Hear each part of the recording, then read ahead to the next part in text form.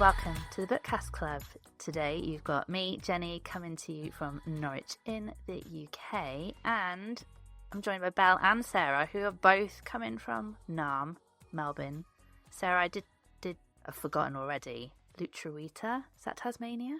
Yeah, I'm not in there though, so... No, I know, I prepped Yes. it, and Belle was like, oh, she's in Melbourne as well. No, we're in the same city. Different sides of it, I think. Yeah. Are you You meeting can see up the after background this? behind me. Yeah, we are meeting up after this. You Nice. can see the background behind me, the great weather. I know. Are you in a fancy hotel?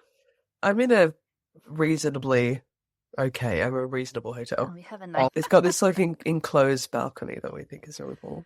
Yeah, it's cool. Looks really nice. Yeah, I'm here for work. Not my favourite city, I'm not going to lie. How do you feel about that, Belle? It's a bit rude. That's rude. I'm going to advertise myself as a pro-Sydney person. This quite early. The Sydney versus Melbourne. Sorry. Oh dear. Well, I probably wouldn't like it if I was staying in South Bank either, so that's your choice. Okay, I gotta move us on. Yeah, welcome to this book club episode. Just to let the listeners of the pod know, this is a Patreon book club episode which we are recording live with some of our patrons watching, who are hopefully going to be able to join in with the book club chat live with us, which is very exciting. So if you would like to join in with future book clubs, then come join us on Patreon. You can join up for as little as £2 a month, and that gives you access to all our bonus content and gets you into these very exciting book clubs. This is the first one, and the book we're going to discuss is The Lamb by Lucy Rose, which was released in January 2025 by Orion in the UK. I didn't check publishers anywhere else because UK is all that matters. But no, I should have prepped better. Sorry, I don't know who published it anywhere else. This was... Well, I'm going to blame everybody else for voting for this one, but this was Belle's choice. How are you feeling about that right now, Belle? I was very, very sorry very, very quickly. As soon as I started reading this, our little Bookcast WhatsApp group chat was like, I was freaking out a little bit. I was like, what have I done? What have I done? I'm so sorry. I should have vetted this properly. Everyone's going to freak out. No one's going to want to read it. Sorry, Sarah. I had to I recorded an episode of Millie, who's one of our Patreons, and I said, are you joining the book club? She said, yeah, I was going to. I was like, don't read it. I knew she wouldn't, though. I was like, please don't read it. You'll traumatize yourself. It's not worth it. So, yeah, kind of apologies for the book. I think it's going to generate some really good discussion, and it is everywhere at the moment, and it has glowing reviews online from people I wouldn't expect either. So maybe the cannibalism, maybe people enjoying the cannibalism, the visceral cannibalism. Yes, maybe next time we'll just check some content warnings for some of the books that we suggest, because I certainly wasn't expecting it. I don't think Belle was as soon as I messaged her. So apologies if you've read this and been totally horrified. Yeah, well, we will try and pick a more neutral genre next time. It's definitely it's not going to be some people's cup of tea, and I was quite horrified, but then that quickly turned into, I think I was a bit mortified that I'd put this forward and then that other people had voted for it as well, and that we were going to be publicly talking about this. But I don't know, I loved it in the end, so we'll see what you guys thought. Okay, I'm going to do a quick summary of the book. I should say right from the start, because I didn't in the episode I recorded with my sister about Frankenstein. We are going to spoil this book. I don't think there's any way we can't. So this is your warning. Spoilers galore. If you haven't read The Lamb, I suggest you do before you listen to this episode, if you can stomach it. Yeah, don't let us spoil it and then go and read it. Don't do that. Read it first and then come back and listen. So, The Lamb is one of the most critically and commercially acclaimed novels of the year, an instant #2 Sunday Times bestseller, and Dakota Johnson Tea Time Book Club pick. I didn't know she had a book club. Sorry, can I interrupt? It's Yeah. not often that you hear number 2 sometimes bestseller. I mean, they bigged up the number 2. It's an odd instant number 2. An instant number 2. I don't think I've ever heard that before. It's really funny. They wanted you to know. Normally they just say bestseller, I think, if it's not number 1. If you're not number 1. Yeah. They want to know they're number 2. Like, they weren't quite number 1, but they were number close. 2. If I was number 10, I'd be like, yeah, so I was number 10. Anyway, written by debut novelist Lucy Rose, who was mentored by acclaimed author Kirsty Logan, the book began its life as a series of interconnected flash fiction pieces. Those origins remain in its taut, gleaming prose and its unsettling folktale rhythm. At its sinister heart, The Lamb is a folk horror novel, most of it unfolding inside a small grimy cottage deep in the forest of Cumbria, England. There, Margot and Mama live in isolation, passing their days in quiet ritual, until strangers inevitably knock on their door. Mama calls them strays. She feeds them wine, keeps them warm, and then satisfies the dark hunger that rules her life by picking apart their bodies. But sometimes Mama's want is even stronger than her appetite, and when a white-toothed stray named Eden appears in the middle of a snowstorm, Margot is forced to confront the dangerous shift in her family's balance. As desire, loyalty, and fear coil together, Margot must decide whether her future lies in the only home she's known or in the frightening freedom beyond the trees. A folktale horror that leaves readers both repulsed and raptured, The Lamb digs into how women swallow their anger, desire, and animal instincts and wrings the mother-daughter bond until blood drips from it. So, I still don't feel like any of that really prepares you for what the book is actually about. So I thought it'd be good for us to list some of the topics and themes that we're going to cover. I mean, if you've read the book, you know. Well, the opening line is there were 6 fingers in the tail or something, right? Fingers. The top topic was cannibalism. It's very much a cannibal book. Yeah, okay, cannibalism. I've got isolation. I went with child abuse. Now, people might not necessarily have read into the same themes as I felt. Yeah, I think it's, definitely. That was the strongest theme that I wasn't expecting. I mean, she's being abused, right? So it's definitely got child abuse. It's like in it. she's neglected, which is a type of child abuse. Like neglect is child abuse. And I guess there's also some mention of physical abuse as well. Yeah, it definitely says copy. Yeah. Bobby, one of our, has said, definitely child abuse. Yes. I've got coming of age and female desire, rage, and hunger. Did you two feel, and Patreons, did you guys feel like there were other themes covered in this book? I think I wasn't, I don't know why, but I don't think I was prepared for the cannibalism to be as like visceral and like real body horror description, because I'm not, I love a spooky book, but in the same way that I love a spooky movie, but I don't like gory. Like I don't really go in for gory description or gory sort of like Saw movies and things like that. I think, Belle, have you got the physical copy? Yeah. Have you got it with you? Does it have any content warnings in the front of it, out of interest? I feel like the blurb... I'm not feeling it, no. No, and everything you read about it definitely doesn't pre-warn you how much cannibalism is in it. I'm just reading the blurb because I'm like, maybe I just didn't read the blurb properly. But yeah, okay, it does say like that line about she satisfies her burning appetite by picking apart their bodies. But maybe I just wasn't feeling saying. I would do something more along the lines of an Angela Carter Sayaka Murata thing where it's there, but this was very medical or something almost in the way that it, or literal utilitarian, where it's just describing like the exact proceedings that was going on. The mechanics of you to be a cannibal.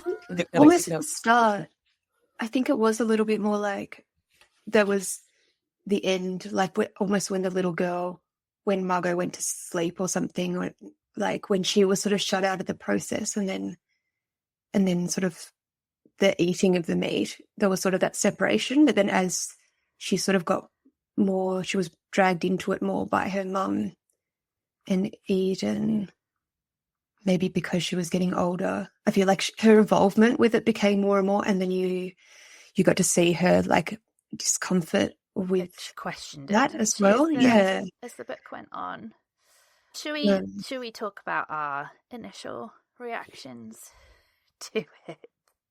We've mentioned we were surprised by the cannibalism. Sarah, I'm very intrigued as to how you got on with the initial shock of the subject matter. Well, I'd kind of been pre-warned because I was at Colby's house actually when I started it, and she kept like being a voyeur and like watching me start it because she was like, "Have you started it yet?" Because I think she'd already read it, but before I started it, and I was like, "No." And then I started it at her house, and I think I was like sitting on the couch, like, "Yeah, it's sort of yuck," basically. But no, I'm glad, Cobb, because otherwise I would have been very upset. So she pre-warned me that it was gross, and I did start it at something like 7:30 a.m. because I was a bit jet lagged, so it was the whole thing was a bit unfortunate. That's the time to do it. Yeah, I just thought it was really, I didn't really like it. Like, I didn't really like that element of it. I kind of got used to it, but I found it to be very overpowering in terms of the rest of the narrative. So I wish it had been dialed back. I didn't particularly enjoy it. I don't particularly enjoy reading that kind of thing, but also from a more critical perspective, I do wish it had been pulled back a little bit because I think it was so overpowering for the whole book that it was a little bit hard to engage with other things that were happening in the story. That was my main feeling about it, I think. So yeah, I just found it really overpowering, and I was quite obsessed with it. Like in the bits where she's thinking about, when she's at school, for example, and you can see the bus drivers trying to sort of clock into what's going on because of this kind of abuse thing. In my mind, I was like, oh, she must reek. She basically lives in a slaughterhouse. This doesn't seem to really be a factor. No one seems to be really. Everyone's a bit creeped out by her, but she must just absolutely stink like the bottom of a butcher's floor, basically. Gross. Because they also didn't really wash themselves or anything. Like, it was just she definitely talks visceral about her appearance at points in it, and that, I think for me, I wondered sometimes if it was kind of a metaphor for, although it is literal as well, but like a metaphor for child abuse, like it played out. A child at school being abused would, like, they're suddenly withdrawn from school and disappear. And I did wonder if it was sort of a metaphor for that, really. Belle, you go next, because I feel like you are going to be the piggy in the middle that had the opposite opinion. So as much as I wasn't expecting, I think the sort of visceral descriptions of the cannibalism, and it was almost medical. It was like the way that sort of they took apart the bodies. I think I got used to that quicker than I expected to, and maybe just because of, I don't know, actually, before long that didn't make me as sort of disgusted as it initially did. I made a note saying, you keep going, I'm going to find the note that I made to say that I'd got used to how disgusting it was. Yeah, I sort of got desensitized, I think, to that. I was like, okay, this is just what it's going to be like. And maybe, I don't know, I did remember thinking to myself, there's probably not many people who can really imagine, or like who actually know what that smell of that much blood is, like as in what that actually smells like. And unfortunately that I probably do. So I think like it was almost like medical in that, but obviously there was like the Margot was sort of describing like the awful smells of almost like rotting bodies, or like that really, really visceral meat smell, which sounds horrendous. But I think maybe I started just to sort of think about it more medically or something. I don't know. I'd stopped being as disgusted by the blood and guts. So Sarah's just losing her mind. I know. Just the fact that you're sitting there like, Henry's. I don't know. I don't want to be a surgeon. I don't like, it wasn't my favorite. But yes, I feel like that was more repulsing me, that I was like, oh, this is like a really accurate description. Like what that much blood smells like, or what, like, oh my God, no. Yeah, anyway, so I stopped talking. But anyway, I was desensitized quite quickly to that. I was like, okay, yeah, they're eating people, or they're like, taking apart bodies. I think what actually really shocked me was that it was about child abuse, and that, I think, both a metaphor, but then also not a metaphor, because there was like physical child abuse and neglect happening, as well as the fact that this child is being forced to eat human beings and normalize that. But like the relationship between Margot and her mother was definitely like very, very toxic and abusive.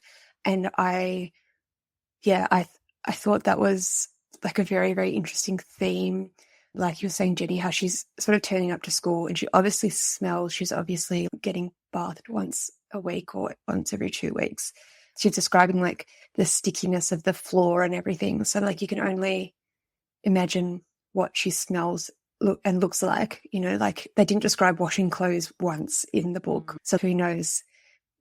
And I was like, my heart was breaking for sort of like Margot, but also for the bus driver, who obviously really cared about her and wasn't quite sure how to intervene. Was sort of trying to, and a couple of times said, I'll walk you to the door, like sort of saying, I want to kind of check this out.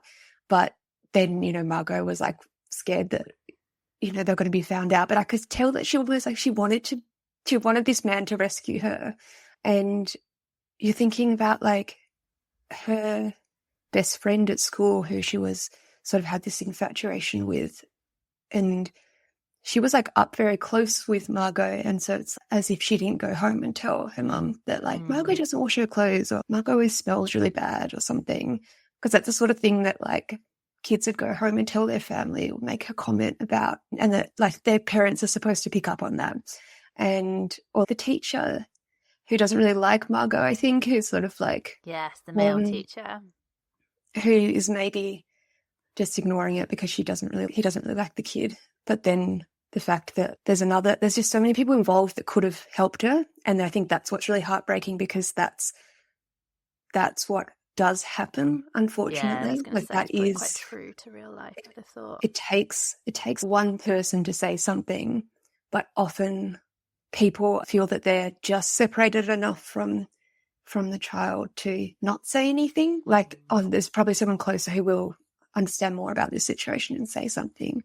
And unfortunately, that does, happen, and that horrible things happen to children. And there are a lot of people who could have said something.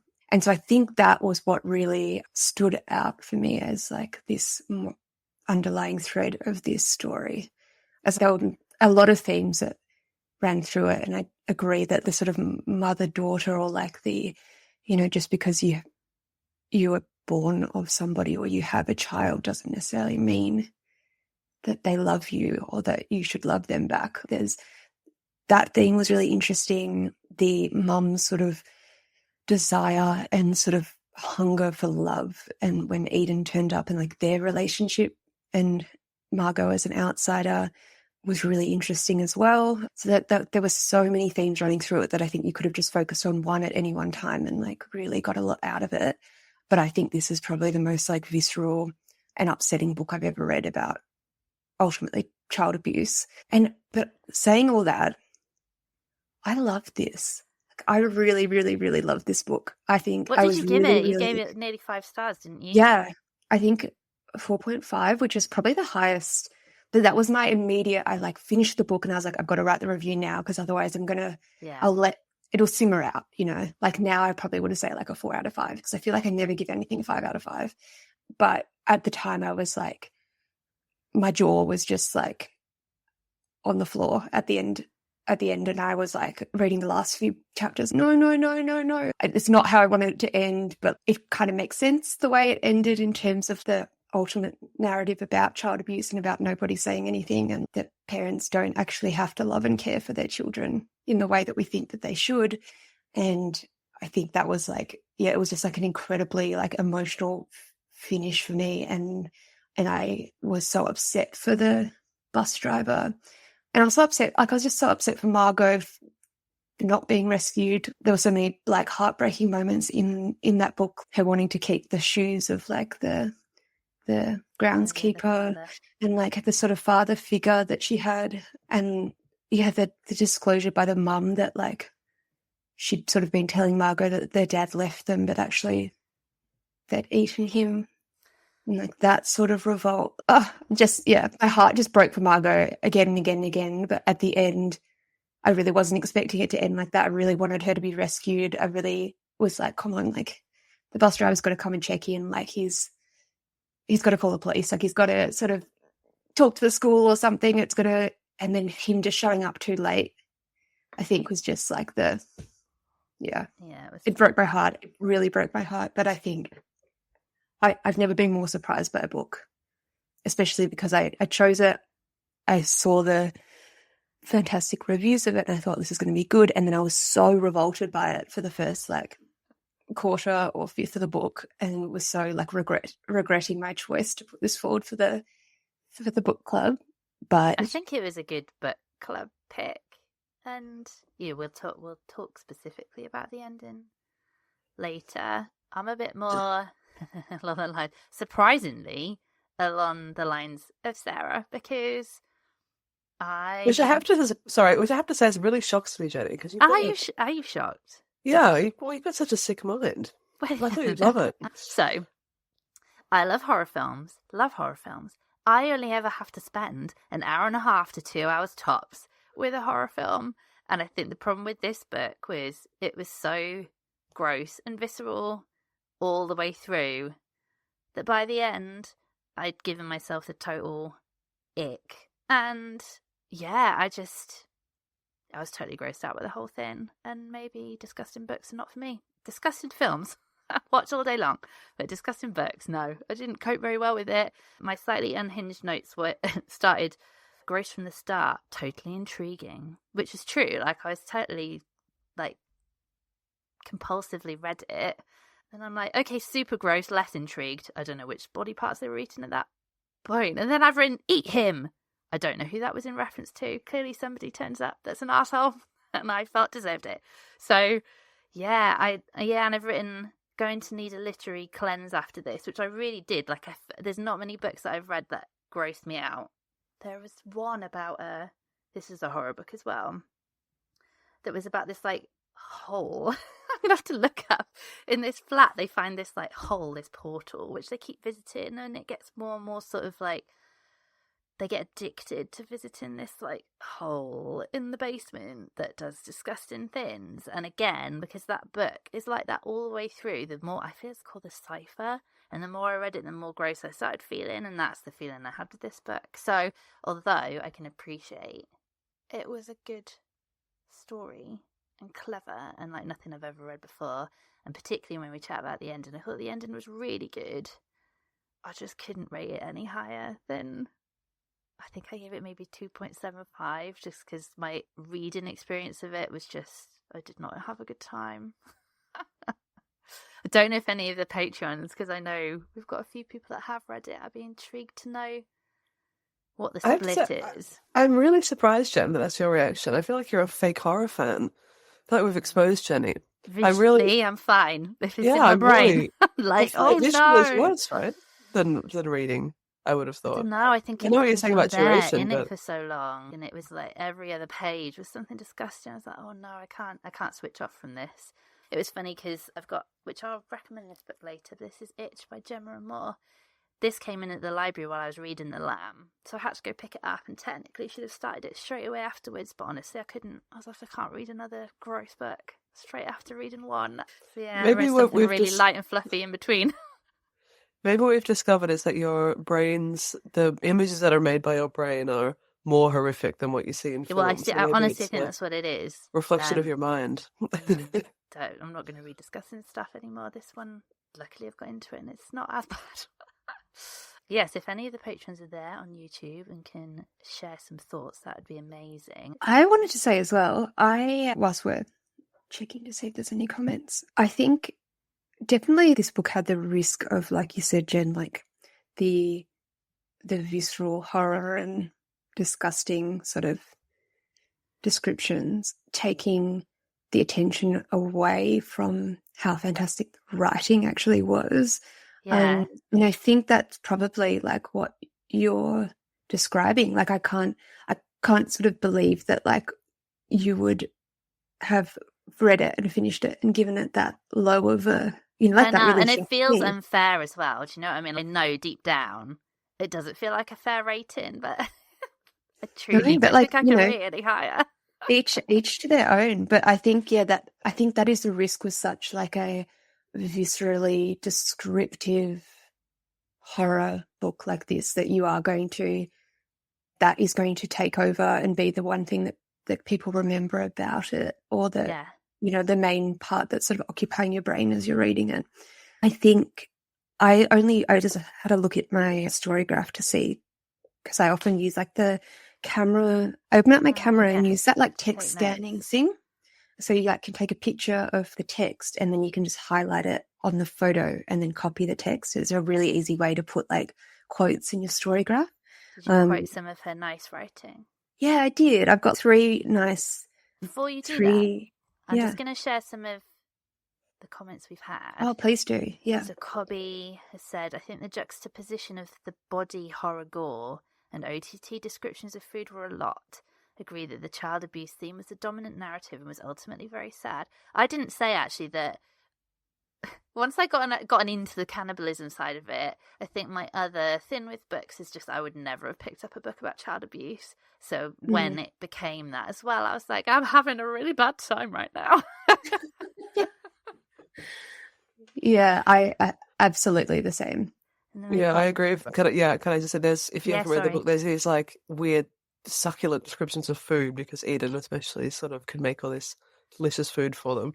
So they're eating kind of like either these very delicious kind of home cooked meals where she's like kind of rabbit like stew and stuff. Yeah, like home stretching gnocchi or whatever, or they're eating like this human steak. It's really from a butcher's hook. Em has said, I felt totally unsettled, horrified and quite nauseated throughout, and yet I could not look away, and finished it in a sitting, some mixed feelings. I think, yeah, that's the same for me. I couldn't stop reading it, and that was probably why it made me feel so gross. I think the food descriptions of meat as well was really hard to swallow. That was, I think, the hardest part for me, maybe, about the cannibalism thing, was like I don't eat meat anymore.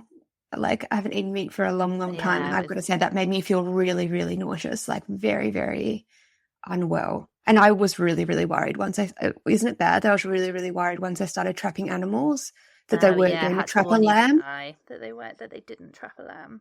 Yeah. Can I read this quote to you about the quotes that I highlighted were all the disgusting things, so I definitely, if you read, I feel like me and Sarah are the anomalies here, because it has a really high rating on Storygraph, and I feel if you can read it and appreciate the beautiful writing and the setting, I clearly couldn't get past the disgusting bits. I thought of the advert I'd seen on telly, the one with fish fingers, flaky on the inside but crispy on the outside, fresh catch, fresh kill, but fish fingers didn't taste like cooked lips. I was just gross all the time. Covey said, I thought the writing was great. I agree with Sarah that the gore might have been ever so slightly overused and a bit repetitive, so it ended up dominating the reading experience. I think you had to be able to get over that, or get through that, or sort of be desensitized to it, like to get. I think the repetitiveness of it did work, in the sense that it desensitized you to it, so that you could then start seeing what was actually going on, despite all that still happening. It was incredibly clever. Yeah, I feel like I've, to be honest, seen it done a little bit more delicately by other writers, cannibalism, in a way where it works a little bit better. Em said, clever how they showed Margot's perspective of how she viewed what was happening changed through the book. The ending was brutal, as I was really hoping she would get out. Yeah. And then Cobby has said, I was absolutely terrified that they were going to trap a lamb. That is what I had to let Belle know didn't happen. I don't know why that was worse. I don't know why that was worse.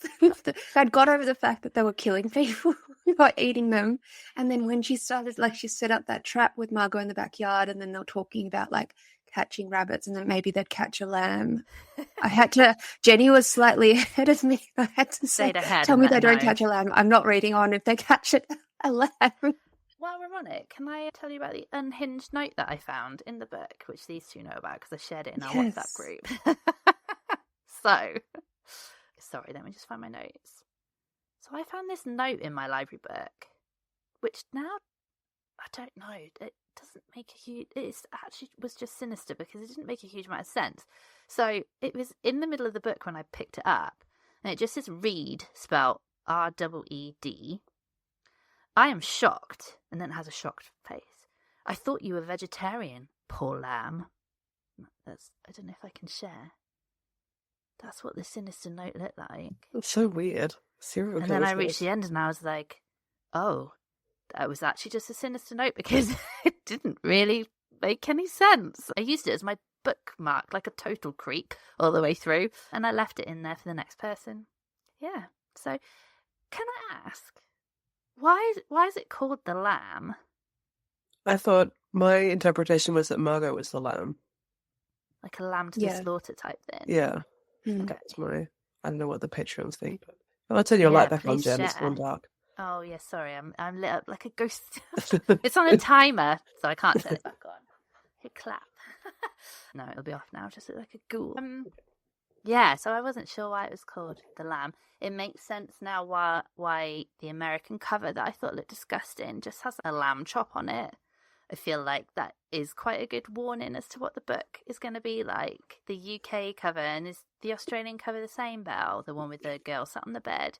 That's very dreamy. That's not a cannibal house. If I do look at it, though... Is it gross? Like, I was looking at... No, it's not. As in, the sheets look really clean. She looks clean. But the wall is maybe, like, a little bit got maybe what looks like blood running down it. Or... Is it? Oh, no, maybe they're just like wood slats. It's not, it should be dirtier. I think it should be grimy if they were wanting to properly represent what it's like. 'Cause that looks like a girl in a cabin that's quite clean. I feel like the US cover was more of a warning as to what the content of the book might be like, because just a raw lamb chop is quite gross anyway. Yeah, I've got some questions. We may have already covered some of these things, but let's go through them because they'll probably generate some chat. We've already kind of touched on the writing and how I think for myself I didn't really notice the beauty of it because even though the disgusting descriptions are really good as well, so she was one of those writers that I could tell she was a good writer. I was intrigued to know that Kirsty Logan was her mentor. As soon as I read it, I was like, oh, okay, yeah, that makes sense. I really like Kirsty Logan's writing, but maybe because she writes her more visceral stuff in her short stories.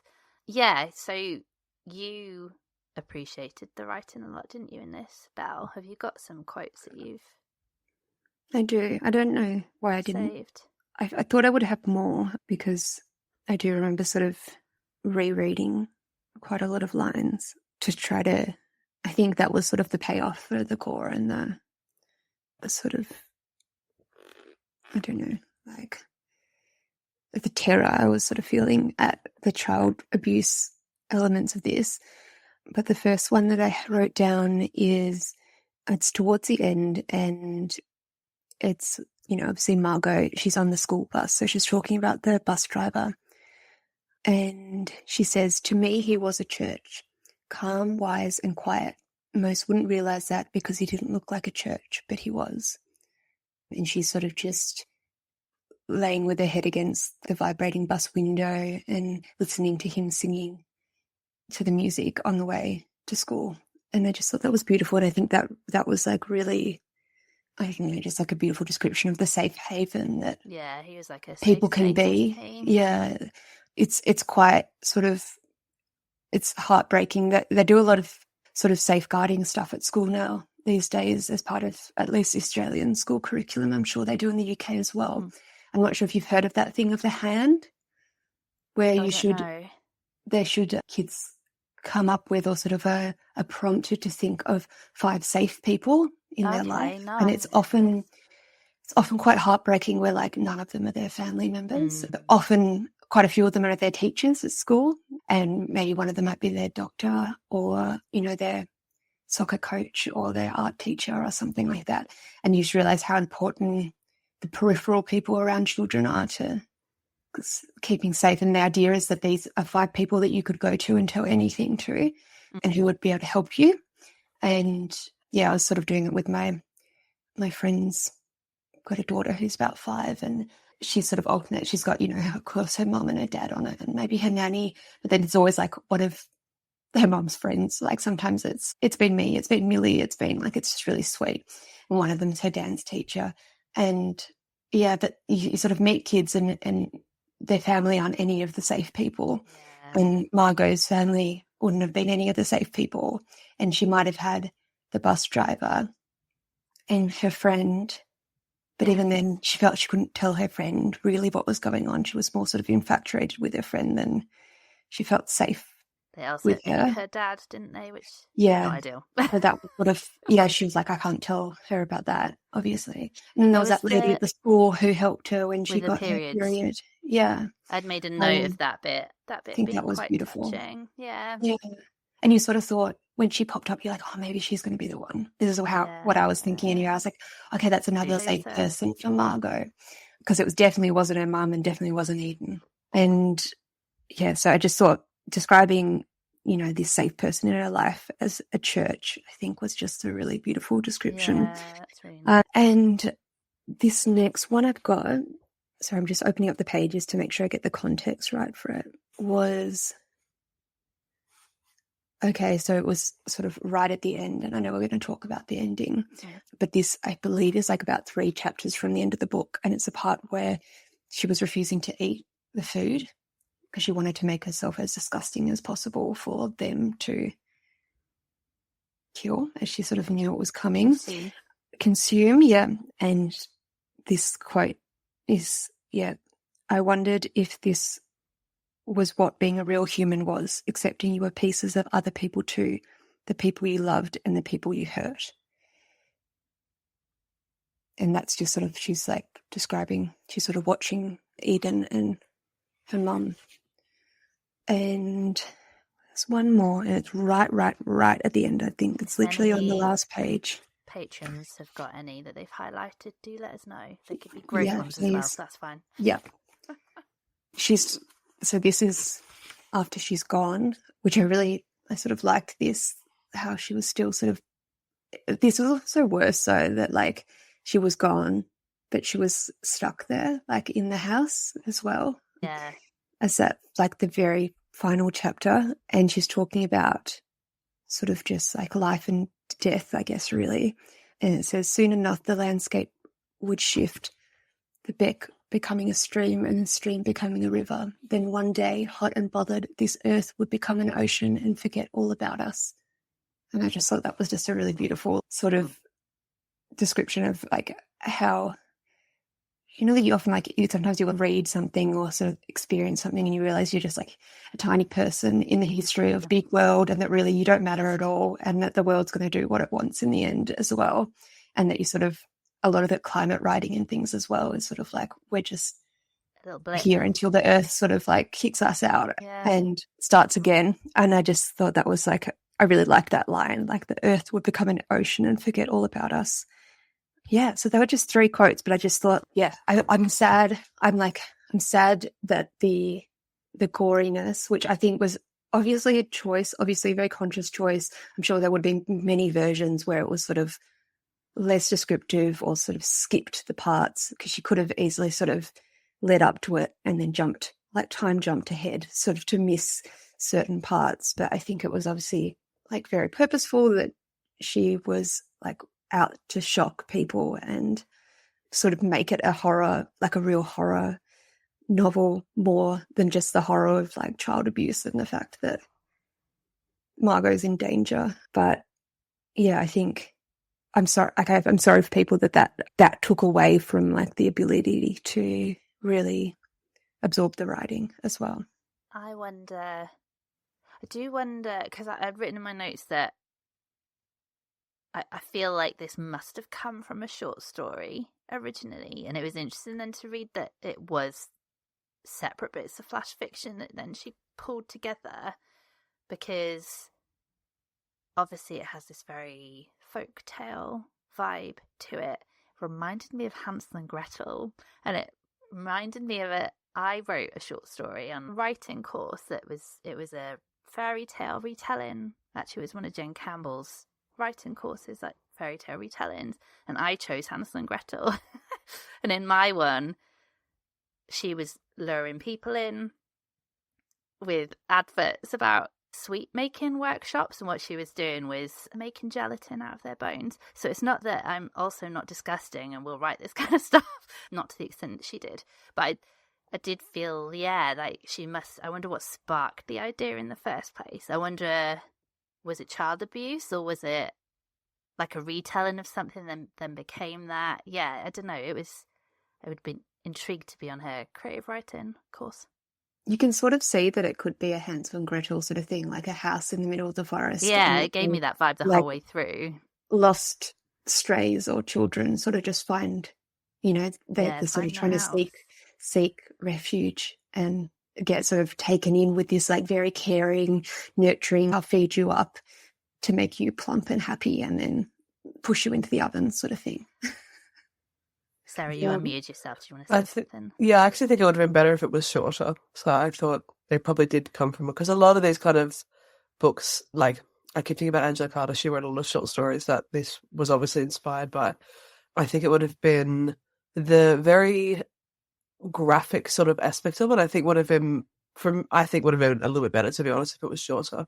So I think a novella would have been a little bit punchier and would have taken that briefer exposure to it. I think would have made it a little bit punchy without. I bet I'd have loved that. I'd have given that 5 stars. I think I'd have given that 5 stars. It would have been a slightly better, in my opinion, a slightly better way to tell the story, because it goes on for, given how graphic it is for how long, it ends up being quite a long experience. And when I was looking at a lot of the reviews on Storygraph, that was the main, if people were going to criticize it, that was the main thing, that it was a little bit, maybe 100 pages too long. So I think she maybe should have led more into that. She even could have been really cool is to do like a connected short story. If you'd heard what was going on, this like house in the woods from like different perspectives, that would have been like kind of like a David Mitchell type thing. If you'd gone a short story from the bus driver or something and sort of slowly put together what was going on. And then maybe the last story is like this graphic thing in the house. I think that would have been epic.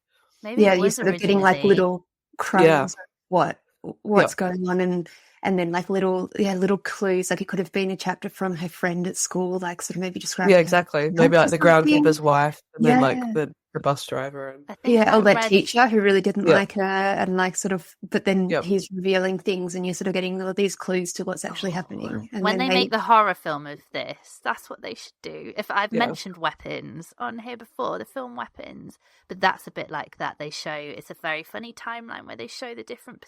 I mean, they would be told off for ripping off Weapons at this point, but it's just different characters in the book, and it slowly slots together as to what's going on. Then imagine if that like cannibalism was the last, like the twist. It's giving me shivers talking about it. Okay, we've been going for nearly an hour, so what did we think of the ending? I lost my book, as you know. I haven't finished it. I don't know where my book is. She doesn't know what happened. Lost it. I think it's in an airport somewhere, I hope. I'm really annoyed. You're about to spoil it for Sarah. You hope it's in the airport. You hope you never lost it. So I got up to, I'm about 3/4 of the way through or something like that. I think I had 100 pages to go, so I haven't got that last bit. Are you gearing up to having a feeling as to what the ending is going to be? I kind of assume they're just going to kill Eden. Is she still... Eden, not Eden. The kid, Margot. Is she still at school, or have they taken her out of school? Yep. Yeah, okay. So you probably haven't quite got the hint of what's going on yet. Okay. Basically, they take her out of school, which would be a classic child abuse move once, because they start getting concerned about the bus driver, because I think he's spoken to Eden or somebody at the gate or in the garden, so they've started to worry that stuff's going to be picked up on. So they take her out of school, and then it's an inevitable kind of trajectory towards... Do they take her out of school when she bites the child? I think she gets not expelled. What's it called when you're suspended? And then they keep her. She doesn't go back because the bus comes to pick her up, and she doesn't get on it that morning. She doesn't go back. Yeah, and you kind of go towards the end where the abuse ramps up, and she knows they're going to eat her, so she tries to sabotage their tasty final meal. I really loved the ending because I feel What is like... the ending? You didn't say what the ending was. Well, she You're like, dies. Like, they eat Okay. her. So that's what happens at the end. But there's like the chapter before, or 2 chapters before, she escapes because she's locked in the room. Yes, And then she works out does. how to escape using the a window, nail doesn't or she? something. She gets out the window and she runs in the forest, and she's hiding in the forest, and you're like, fantastic, she's gone. She's going to run into the stranger and tell the stranger that, you know, Yeah, like, I was like, save she's me. escaping. She's Oh, escaping. yeah, She's and gonna he's go not find the bus interested. He's driver. just, leave me alone. Please go away. I think. Okay. Yeah, I kind of figured that from when Eden was setting the trap, and then she was talking about like fattening Margot up, and she was like very Cobby's. Can you put Cobby's comment up that she's just Yeah, put Cobby up? said, I was so disappointed that there wasn't a twist with Eden. I thought that she was going to be somehow connected to a former victim after Margot found the newspaper in the car, but that went nowhere. I think that was a massive red herring, because that's what I thought was going to happen as well. Like, she's going to be Yep. tricking the mum into thinking that, yeah, that she wanted to be part of their life, and actually, yeah, she's like, they'd eaten her children at some point. Yeah, big old red herring there. Yeah, because she mentions that she had a baby as well. And so I was like, oh my Yes. God, that's going to be one of them, because it was like ages ago when she was a teenager. I was like, Yeah. that's what it is. Like, it's one of those names is actually like her child, and she's here to see like the lady who's eaten her child and kill Yeah. her or something. Like, But then get her she starts revenge. eating everyone as well, and I'm like, no, I don't think this is going to go where I think it's going to Yeah. go. But yeah, I really loved the ending. I thought, I mean, I probably wouldn't expect anything less, because the whole book is quite brave and out there. So the fact that she does die at the end, and there isn't a happy ending in the sense that she's rescued or she escapes, but I feel like she was empowered to a certain extent at the end, because what she's like poisoning herself, isn't she, so that she tastes gross when they finally eat her. And it's definitely not a sad ending in that sense. Like, I feel like it was quite empowered in the end, even though it obviously is sad. So yeah, I loved the ending. I thought the ending was really good. Belle's turning pages frantically. I'm trying to work out when she escapes whether she actually comes. I think that part where she came across a man and he wasn't interested, I think that was when she was sent out to find someone, collect them, and she had to come back empty-handed. Still be trying to keep her mum happy at that point. Yeah, I think she just doesn't. Yeah, she thinks. Okay, so she thinks there'll be strays, and she doesn't find anyone, but she really thinks, like, one of the lines is like, I was going to live. And she sleeps sort of in the woods, and then by maybe the time she wakes up, her mum and Eden are like there. They've like tracked her and they take her back. So that she like reaches the side of the road where like the bus drives on, and she's, I'm going to find Abby. I'm going to find the bus driver. Do you want her to escape, Belle? Is that the ending you wanted? Do you think that would have been the right ending for the book? I think I knew she was not going to get away with escaping. I was like, she's a little kid. She spends a lot of time in the woods, but I was like, her mum and Eden are going to track her, because she ends up, I was like, she should have just kept running. She like sleeps in the same spot, you know, and so I'm like, she's going to get found. But I think I wanted the bus driver to turn up a couple of days earlier than he did. But I just had totally forgotten the twist about the end as well. Should we just tell Sarah? Sarah, you're not going to read it, are you? I'll probably finish it. I haven't got. Well, okay. Actually, I've lost it. What am I talking about? Who knows? I don't know whether she'll finish it or not. I'm sort of half expecting when I go to the airport today it's going to be there. Which is, oh yeah, I'll go pick it back up. Cobby wanted her to escape. Yeah.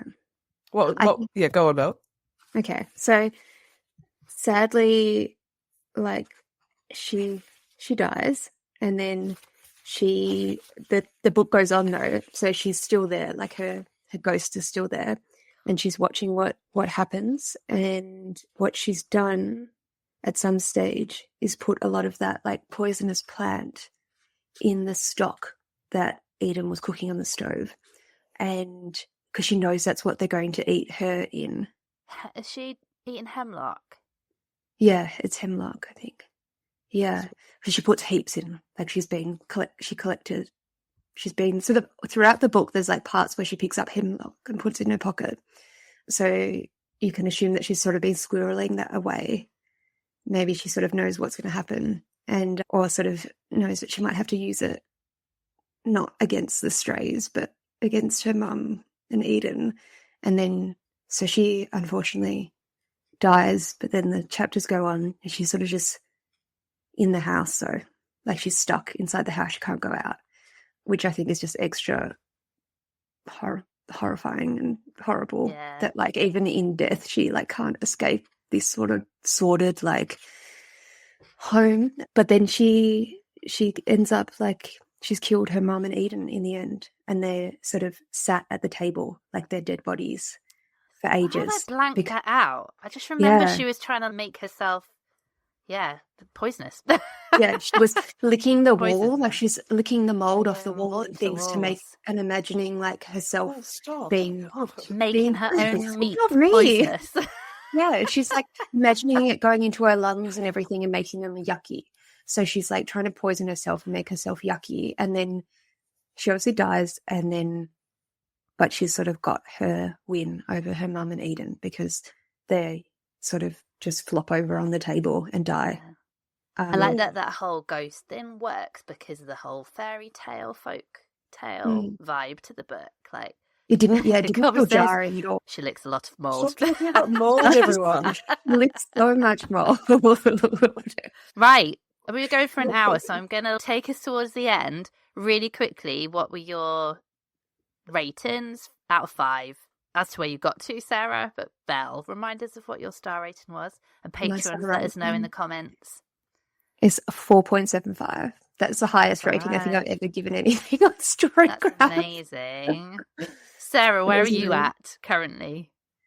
Like 2, I guess. 2.5, I guess. Yeah. I don't normally rate things unless I've finished them, though. So. I was at a 2 for a long time, and then I went up to a 2.75. And my weird rules let me not go over a 3 because I was like, well, I didn't actually enjoy it. So, yeah, patrons, if you've got star ratings to give, let us know. I thought we could wrap up by doing some recommendations if we've got some. Sarah sounds like she has some other cannibalism literature that she can send. This is my first. There you go. Solid 4 out of... Sorry, you go. You read the comment, Jen, sorry. A solid 4 out of 5, but would never read again. That was from M. Agree. And then Cobby, a 3.5. Okay. Polarizing. It's the best kind of for a book club. I wouldn't read it again either, though. No, that's it. One and done. It was one and done. That was my raw like rating and star rating. I'm not going to change it just for. I going back. I want to go towards 4 out of 5 now. I think on reflection, but I was very excited when I finished it. No, go with your stick your convictions, though. That's it. Yeah. Patrons, if you've got other thoughts that you want to get out about the book, just stick it in the comments. Pop them so in we can now. air them, please. So to wrap things up, we'll finish with some recommendations. Sarah, you've got a couple. Yeah, so Angela Carter, if you like this kind of shit and you haven't read Angela Carter, definitely read her. Kind of shit. Is that what you just said? Yeah. Like this kind of thing. Sarah, do that again. Sorry. I tell you like this kind of shit. I'm just giving her a 4.75 stars. Sorry. If you like this kind of fare, Angela Carter is like the sort of starting point really for this kind of the OG. Yeah. Thank you. Lots of short story stuff, folky sort of that kind of Hansel and Gretel thing that Jenny was talking about before. A lot of kind of horror, a lot of short stories. She's pretty good. Well, she's awesome, but it's not as much my genre as it is for other people. And the other book that I've read about cannibalism that was a really good metaphor for it is Sayaka Murata, who Earthlings is about sort of sexual desire, and the cannibalism is a metaphor for sexual desire. That's a little bit more dropping it in at random moments, at kind of peak moments of the story. But yeah, that one I really, really liked. So yeah, those are my 2 recs. I was going to go Kirsty Logan's short story collection. Things We Say in the Dark is her horror short story collection, which, if you like this, you'd really, really love that. And it's grotesque in that way, but in shorter. Don't have to stay there that long. And I would recommend Itch by Gemma Moore, which I'm reading at the moment. This is way, way, way more plot driven. There's no cannibals in it, but it is heavy on the folklore, but also a kind of crime mystery novel. It's definitely got more that way towards the end. So actually, if you kind of like a touch of disgusting, like there's dead bodies in it. If she falls on one at one point, it's absolutely disgusting. And weirdly, this isn't the right phrasing, I apologise. I like the mental illness she's dealing with. This is a really difficult way of describing it. She finds a dead body in the woods and it's covered in like bugs and ants, and so she has this whole thing then that her body is covered in bugs and ants, so she picks and scratches at herself a lot. That medical condition has a proper name that I do not know right now, but yeah, whenever I can relate to a mental health issue, I just really, really enjoy it. It's to an extreme end, but I tend to pull my eyebrows out just to give you an idea. It's just, slightly OCD tendencies with some mental health stuff. It's got a name where you do things like compulsively for no reason. It's called trichotillomania, where you pull your hair out. That's the hair one. That's the hair one. I'm trying to think of what the bug one is, though. So it happens a lot with the psychosis, that's like the bugs under your skin thing. Yes, and she's like really scratching at her own like flesh and stuff. So yes, it's very visceral in parts, but quite plot driven, so just not quite as heavy as The Lamb. Cobby has... Oh, sorry, it's called delusional parasitosis. Is that specifically bugs? Yeah, okay. They've got the sensation of insects crawling under their skin, and so you pick and pull at your skin and try to trap the insects underneath and get them out. It sounds absolutely awful. It sounds like I've met patients with it. It sounds just that sounds horrible. Horrible. Oh, something else for me to worry about in life. Okay, Cobby has recommended Folk by Zoe Gilbert, which I would agree. I love this short story collection. It is interconnected short stories, so no cannibalism Rex, but Folk by Zoe Gilbert is a series of interconnected short stories with strong dark folktale cottagecore vibes. I love that book. It's one of my favourite short story collections. Belle, have you got anything?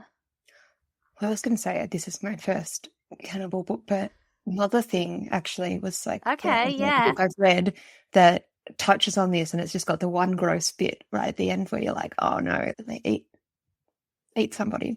But that's the closest I think I've ever got to reading a cannibal book. But I was just having a quick look to see, this is obviously Lucy Rose's debut novel, but there is a short story collection called Of the Flesh that was released last year, and it's got Ainsley Hogarth, it's got Lucy Rose, obviously, it's got, I was reading the little reviews on it, and somebody says, Mariana Enriquez and Lucy Rose in one book. I've been well fed. So I've seen this book. That sounds like a very good review. Someone said it's their new favourite horror anthology, perfectly weird, uncomfy and Moorish. Oh yeah, that sounds really good. So it's got a picture of a peony with an eyeball in the middle of it, which I appreciate. Yeah, that sounds great. I'm going to try and find that one. Yeah. Okay, we're going to wrap it up. Thank you, everybody, for listening. Thank you to our Patreons for joining us. We hope this format worked. I think we'd all love to do it again. It's really nice to do. We've done book club episodes before, but never with like live interaction. So I personally really enjoyed that. I thought it was great. Me too. So thank you, everybody. There are loads of ways you can get in touch with us. If you've read The Lamb, we would love to hear what you thought. You can email us on the Bookcast Club at outlook.com, or you can message us on Instagram or TikTok. We're at Bookcast Club. You can sign up to our newsletter, which is linked in the show notes. Obviously, you can join in next time and join our Patreon. We offer a 7-day free trial, and after that, membership starts from £2 a month, which gives you access to all our bonus content, book club access, and our top tier will give you personal recs and books in the post. I think that's it. Thank you again, everybody, for joining us. And thanks, everyone. I had a lot of fun. Hey, we'll speak to you all soon. Bye. Bye.